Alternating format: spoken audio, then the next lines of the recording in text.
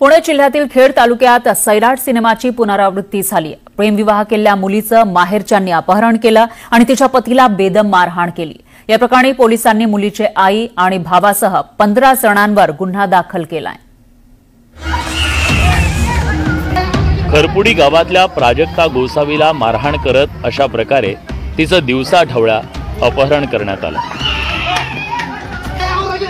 सराईत गुंडांप्रमाणे हल्ला चढवण्यात आला।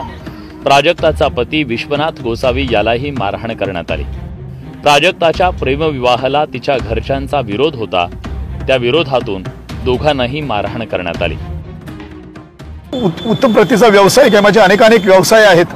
माझी स्वतःची 14 एकर शेती असून आम्ही सदन सामाजिक प्रतिष्ठा असलेली माणसं आहोत, परंतु त्यांना एकही त्याचं काही नाही।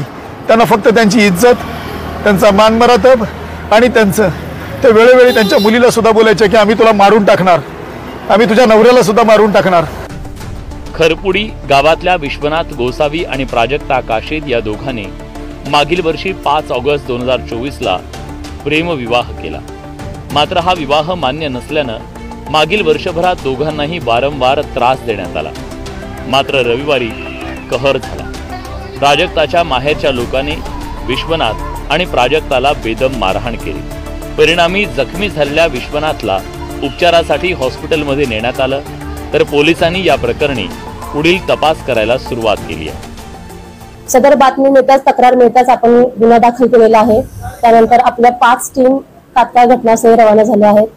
यातले जे काही तांत्रिक पद्धतीचा तपास चालू आहे, यातले बरेच त्या गोष्टीचे व्हिडिओ व्हायरल झाले होते, त्याच्यामध्ये बरेच मुलांचा आपण शोध लावला आहे, त्यांच्याकडे आपला तपास चालू आहे।